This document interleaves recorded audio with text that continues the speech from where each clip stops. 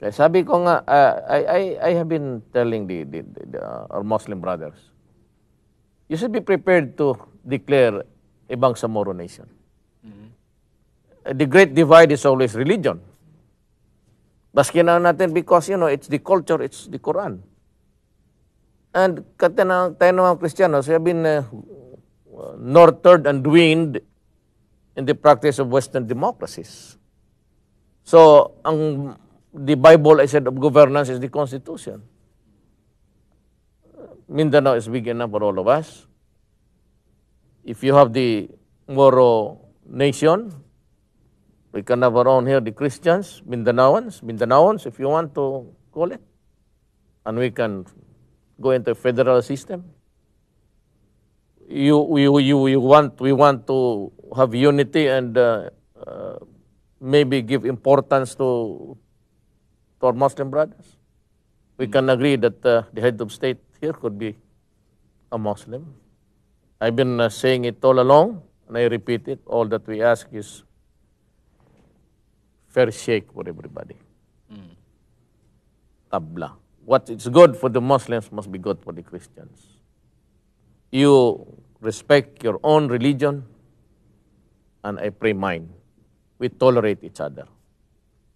We try to agree in the things that we can to run smoothly. Pero pag hindi tayo magkaintindihan, maghiwalay tayo. Kanya-kanya tayo. Ganyan naman yung mga boundaries.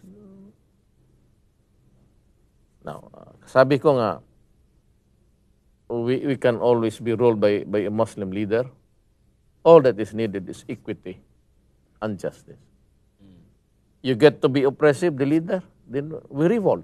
And we have another problem here in Mindanao. This time, the Christians will do it. So, medyo fragile na kasi itong the historical injustice committed to the Muslims in Mindanao.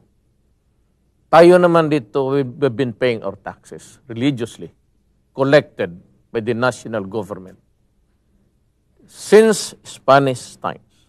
American times, taxes are collected and remitted to Manila and are given our share by way of IRA, Internal Revenue Allotment. Alam mo, ang napaganda lang doon sa Maynila, initially, maybe now there's a little bit of equality in the apportionment.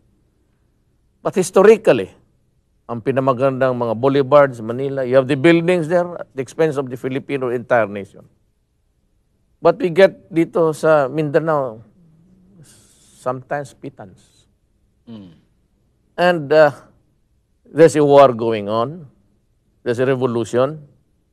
Started even before Marcos's time. But it came to a fore during the years of martial law rule. And we have these guys appointed from Manila, trying to figure out how to reach even a compromise or a happy ending